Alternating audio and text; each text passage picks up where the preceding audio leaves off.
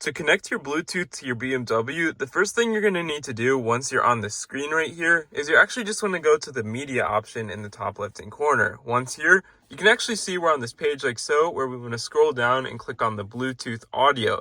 When you click on this, you can actually see we can click on connect new device if you've never connected your device, which I'm assuming you haven't, and you can actually see your settings thing will pop up on your phone like so. And you basically need to click on the BMW when it actually is in pairing mode like it is right now.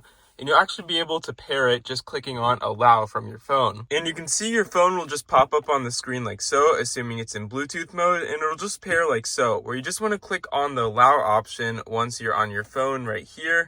And you'll be able to see that it'll automatically connect to CarPlay just like it did so here. And you basically click allow on your phone once again. And all you need to do is you can just use this as any other CarPlay touchscreen, where you can actually play music and make phone calls, use Google Maps, etc. If you wish to remove or disconnect CarPlay, you can actually just go back to the home option using the home button right here. And once on this, you can actually go back into the media option, top left-hand corner.